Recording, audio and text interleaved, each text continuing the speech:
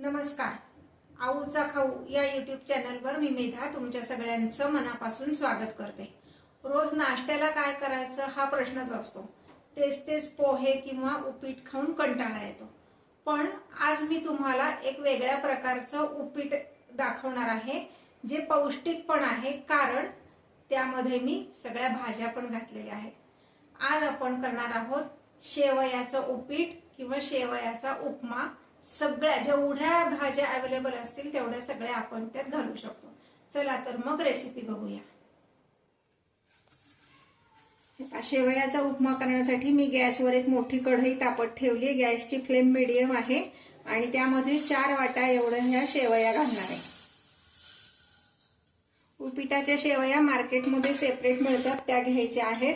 4 वाट्या म्हणजे ही आमटीची जी वाटी आहे ह्या वाटीनी 4 वाट्या म्हणजे वजनी म्हणाल तर पावशेर एवढ्या ह्या मी शेवया घेतलेल्या आहेत. सुरुवातीला थोडंसं कोरड्याच भाजायच्या.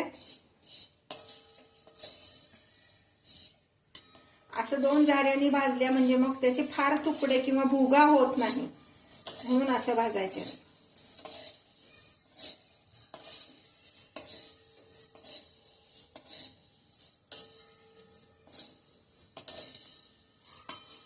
हे जे मी प्रमाण घेतलंय हे 3 माणसांना व्यवस्थित पोटभर होईल ह्या प्रमाणात मी घेतलेलं आहे.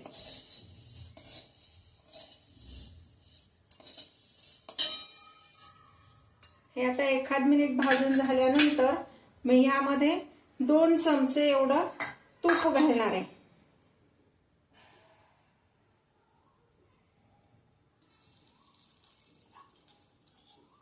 तूप घातलं की शेवया छान भाजल्या जातात, त्याला टेस्ट पण छान लागते आणि असं त्याचा गीच गोळा होत नाही, मोकळ्या मोकळ्या राहतात.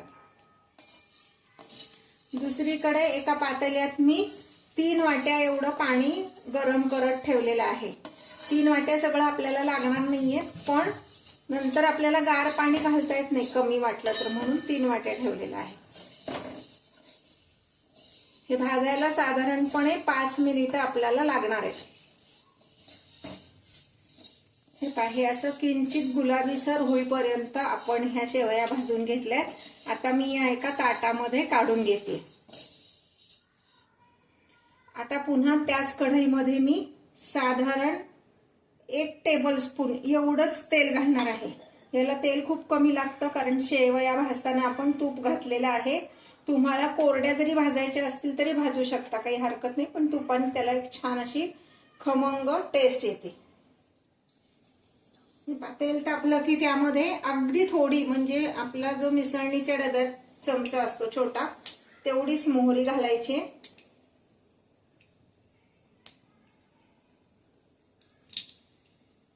मोहरी तडतडली की त्यामध्ये 4 मिरच्या घालायच्या.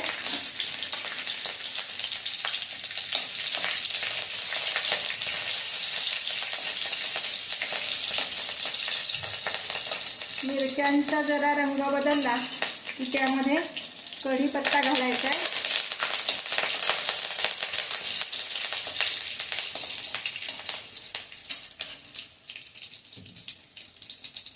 बारीक चिरलेला कांदा, साधारण छोटा जो कांदा आहे तो अर्धा कांदा मी घेतलेला आहे. कांदा फार घालायचा नाहीये. कांदा जरा गुलाबीसर रंगावर परतून घ्यायचा आहे.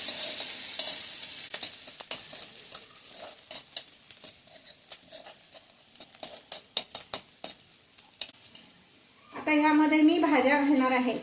गाजर घेतलंय, ढोबळी मिरची घेतली, ढोबळी मिरची 1 मिरची बारीक चिरून घेतली, थोडासा कोबी घेतला बारीक चिरून आणि थोडंसं गाजर किसून घेतलंय. गाजर तुम्ही पातळ काप करून घेतलेत तरी चालेल तुमच्या आवडीनुसार. आता हे तिन्ही मी एकदमच टाकणार आहे.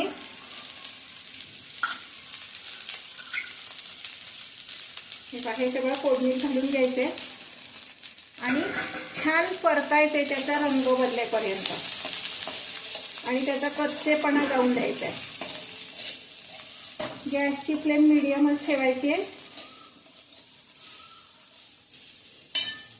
ह्यामध्ये आपण भाज्या पटकन शिजण्यासाठी फक्त 1 पिंच एवढं मीठ घालणार आहे, म्हणजे मग भाज्या पटकन शिजतात. आणि भाज्यांना चव पण येते जरा. 1 ते 2 मिनिट एवढं आपण ह्या भाज्या परतून घेणार आहे.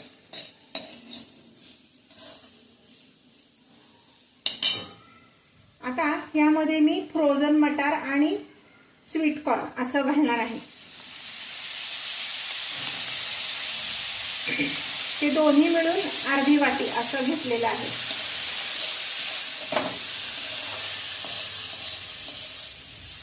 फ्रोझन मटार ऑलरेडी शिजलेलेच असतात आणि स्वीट कॉर्न अगदी आपण एका वाफेत ते शिजतात, त्यामुळं ते काही सेपरेट शिजवून घ्यायची गरज नाही.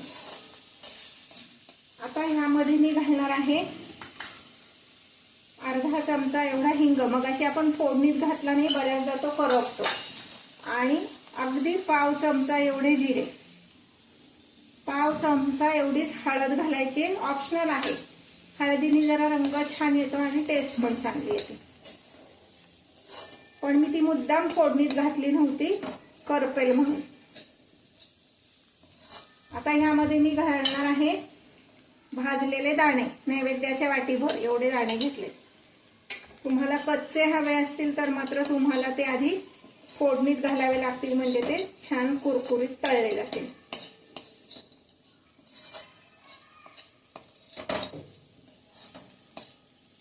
मी जे व्हिडिओज तुम्हाला दाखवते ते जर तुम्हाला आवडत असतील तर लाईक आणि कमेंट करायला विसरू नका. आता पुढची महत्वाची टिप सांगते. बरेच जण काय करतात, ह्यातच पाणी घालतात.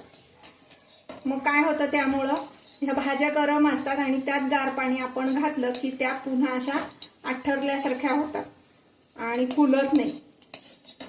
म्हणून आपण पाणी नंतर घालणार आहे, ह्यात पाणी घालणार, आत्ता पाणी घालणार नाहीये गार. आता ह्या ज्या भाजून ठेवलेल्या शेवया आहेत ह्या आपण घालणार आहे.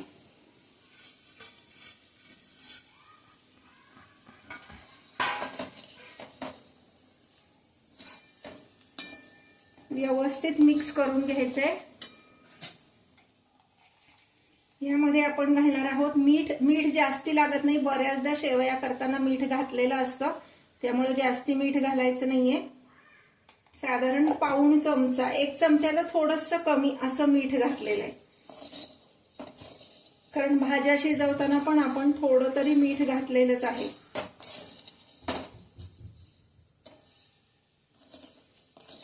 साखर ऑप्शनल आहे, मी घालत नाही. तुम्हाला हवं असेल तर तुम्ही साखर घातलीत तरी चालेल.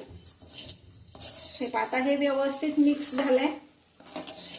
आता दुसऱ्या गॅसवर जे मी पाणी तापत ठेवलं होतं त्यातलं मी पाणी ह्यात घालणार आहे. 3 वाट्या पाणी तापत ठेवलं होतं, पण सगळं लागेलच असं नाही.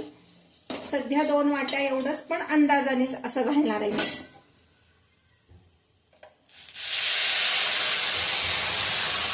हे 2 वाट्या पाणी मी घातलंय, 1 वाटी बाजूला ठेवलंय, लागलं तर आपण घालणार आहोत. शेवया घेताना गव्हाची शेवई घ्या, मैद्याची घेऊ नका. मैद्याची शेवई घेतली तर उपीट चांगलं होत नाही, म्हणून दुकानातनं विचारूनच घ्यायचं की ही गव्हाची शेवई आहे ना, किंवा उपम्यासाठी चालेल ना.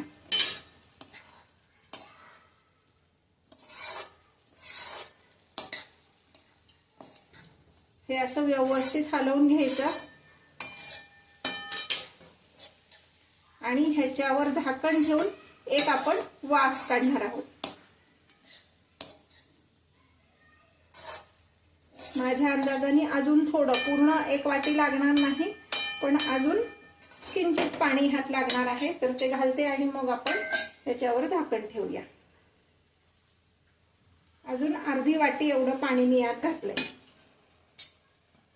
आता झाकण ठेवून एक वाफ काढूया.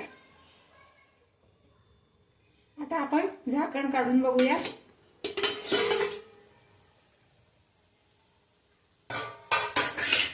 छान अशी वाफ आलीये.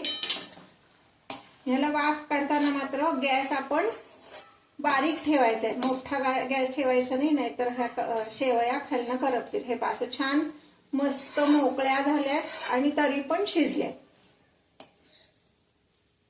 हा आपला शेवयांचा उपमा तयार आहे. अजूनपर्यंत जर तुम्ही माझ्या चॅनलला सबस्क्राईब केलं नसेल तर सबस्क्राईब करा, बेल आयकॉन दाबा आणि नोटिफिकेशन ऑल म्हणा, म्हणजे प्रत्येक व्हिडिओ तुमच्यापर्यंत येईल. आता हा आपला शेवयाचा उपमा तयार आहे सर्व्हिंग करण्यासाठी.